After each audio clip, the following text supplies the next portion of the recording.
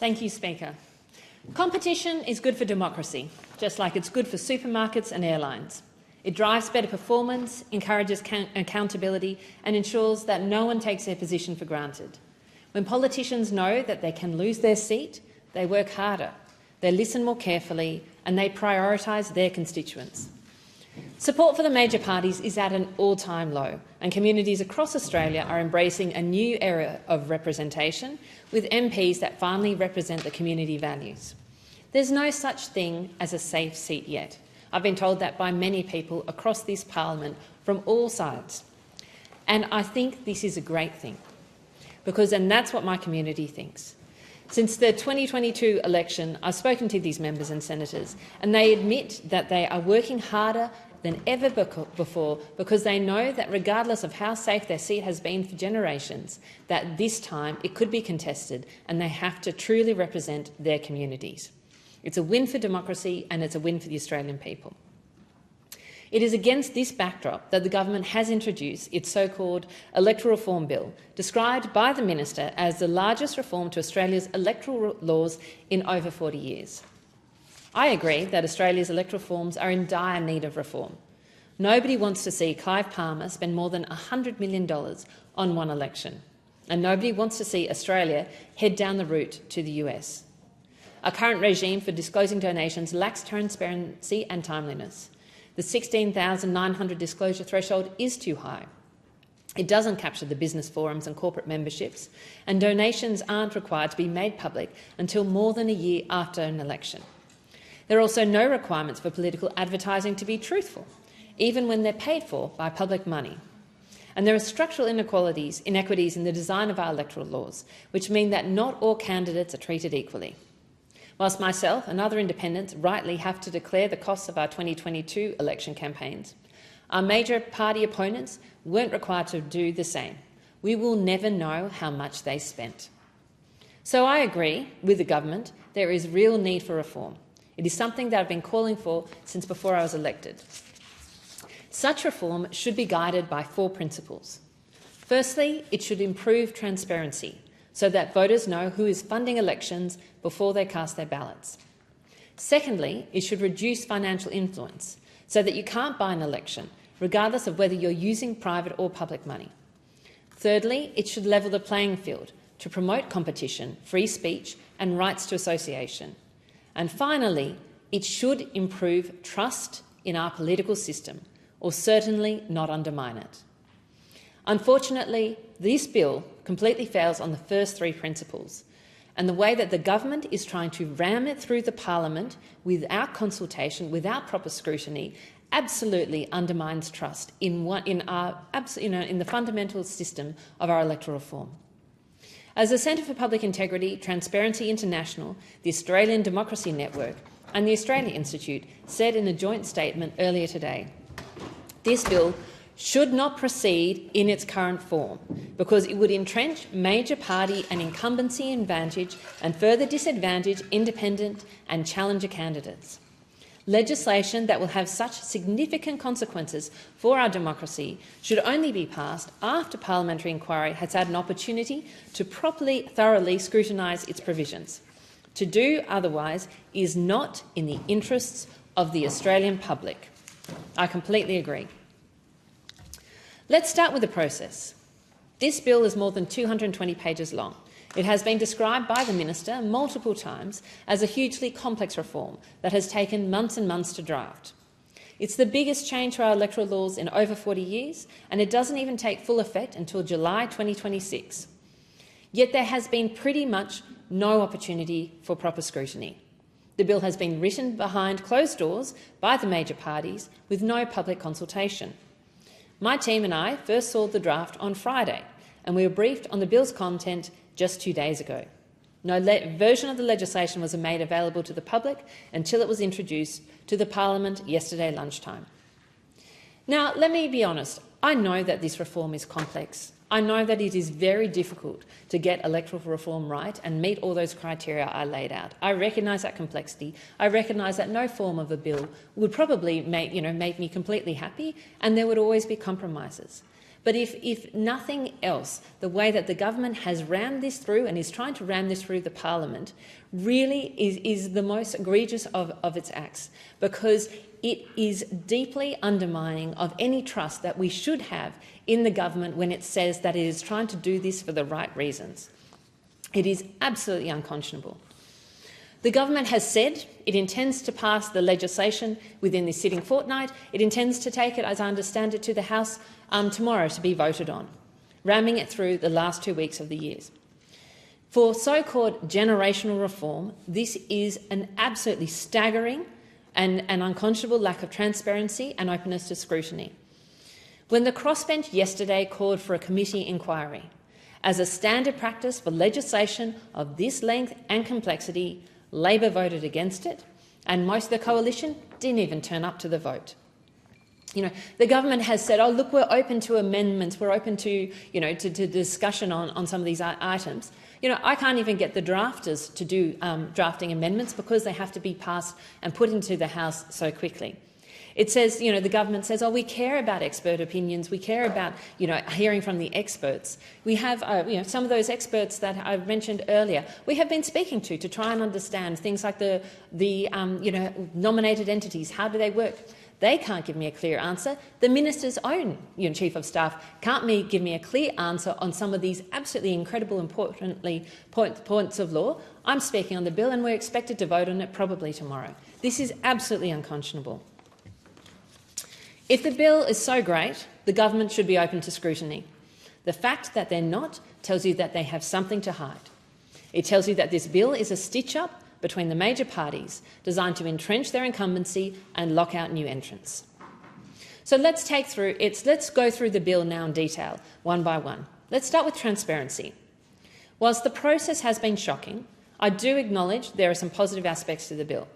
I welcome the lowering of the donation threshold to $1,000 and requiring donations to be disclosed in closer to real time. I also cautiously welcome the expanded definition of gift, which will now include business forum memberships and cash for access dinners. These are changes I've long advocated for and mean voters know more about who is funding campaigns before they cast their ballots. However, I note two major concerns when it comes to transparency. First, the reforms will not be in place when voters go to the poll in 2025. The public will still have no idea who is funding their elections. This is despite the crossbench offering on multiple occasions during this parliament to support the passage of transparency measures like this. We could have got this done a long time ago. It is Labor's choice to delay this implementation, and it shows extreme cynicism that they've chosen to combine them with sweeping and controversial changes in the bill. It is wedge politics at its worst. My second concern is that there are a huge number of exemptions to the definition of what constitutes a donation or a gift in this bill. Indeed, there are more than 3 pages of exemptions in this bill, including subscriptions, levies and loans, and much more. I asked the government to explain the rationale for each of these exemptions. I'm still waiting for an explanation, and again, I'm meant to vote on this bill tomorrow. Some may be perfectly legitimate, but it is impossible to be sure. It is impossible to consider the various implications with essentially 48 hours' notice, and it is another reason why we need a committee inquiry. Let me move to concerns about public funding. Deputy Speaker, beyond the poor process and lack of clarity over these carve-outs, I have 4 concerns over the substance of this bill. The first is the massive increase in public funding for politicians. Under this bill, public funding per vote will increase from $2.91 at the last election to $5. The Australia Institute estimates that at least 3/4 of this will go to the major parties. Incumbents will be able to claim their funding in advance, according to as yet unspecified set rules determined by the minister. On top of this, each sitting MP will receive an additional $30,000 per year for admin support, and senators $15,000. This is additional to the nearly existing $3 million in allowances for staff, travel, communications and administration that we all already receive. Unlike in South Australia, there is no cap in how many MPs or senators from each party can get this $30,000 rebate, meaning that 85% of this funding flows to the major parties. And at a time when many Australians can't pay their rent, this bill is a multi-million-dollar subsidy to the major parties. The increase in public funding is estimated to be at least $70 million compared to 2022, and to funnel the vast majority to Labor and the Coalition. Worse still, this increase in public funding creates a huge structural advantage for incumbents against new challengers, as if there weren't enough of those already. The minister argues that $30,000 admin allowance is necessary to help cope with the burden of new disclosure regime. But what about the compliance costs for a new independent challenger? Don't they face exactly the same obligations? They do, but apparently they just have to get on with it.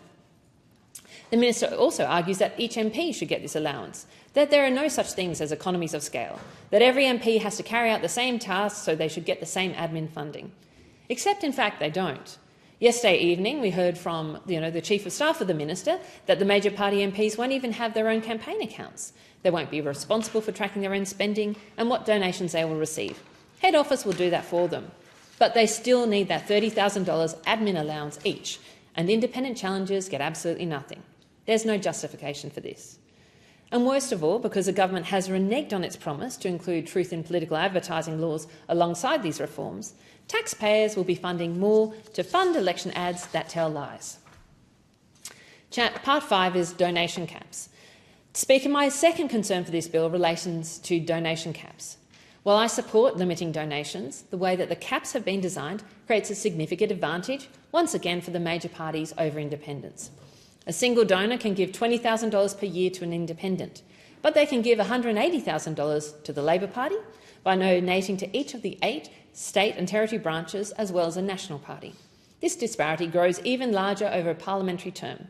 An independent can receive up to $80,000 from a donor across 4 years, but Labor can receive $720,000. This is a 9-fold advantage. The challengers, who typically only begin fundraising a year before the election, this gap is even wider. Because they're not running a party operation for the whole political cycle, they miss out on multiple opportunities to collect donations, meaning they could be eligible to receive 36 times less from each donor than the Labor Party. This means they will start their campaigns with enormous fundraising deficits. This disparity around caps are compounded by the treatment of so-called nominated entities under this bill. This is my third key concern. It's widely known that over many years the major parties have established vast fundraising vehicles based on historical property holdings and business ventures. The Victorian Liberals Cormac Foundation is reported to have assets more than $100 million. In the same state, Labor's special cash cow is an entity called Labor Services and Holdings, and the Nats have something called Pillywinks Proprietary Limited. Electoral reform that levelled the playing field would treat donations from these entities just like donations from everyone else and cap them at $20,000. But it's not clear what is happening under this bill.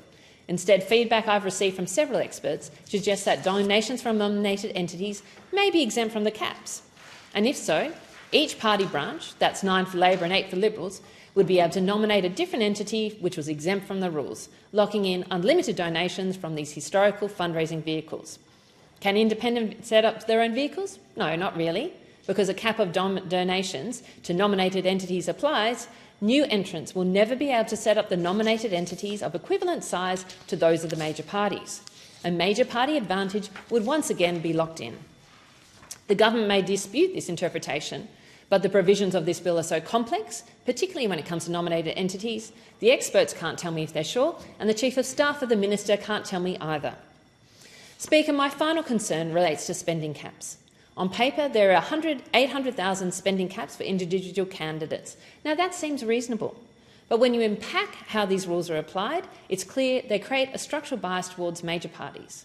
Whilst an independent candidate is limited to spending $800,000, a Liberal or Labor candidate can not only spend $800,000, they can also benefit from their party's advertising for the Senate, which can be up to $9.2 million in New South Wales, as well as their party's spending on national advertising, which can be up to $90 million overall.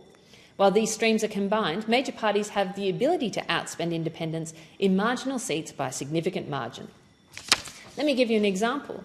The Liberal Party in Wentworth could line every street with call flutes saying, "Vote 1 Liberal," and it would not count towards their candidate's $800,000 cap. But if I said, "Vote 1 Allegra Spend Independent," it would be captured. For new challengers, this is even more dire. There is no acknowledgement in this bill that new entrants need to spend heavily to build name recognition, credibility and support base, whereas a major party could turn up for just a few days before the election and probably get a 30% primary without anyone even knowing their name. Labor and Liberals claim that this bill will get the big money out of politics. This is simply not true. What this bill will do is lock in massive amounts of public funding for major parties while knee-keeping their opponents.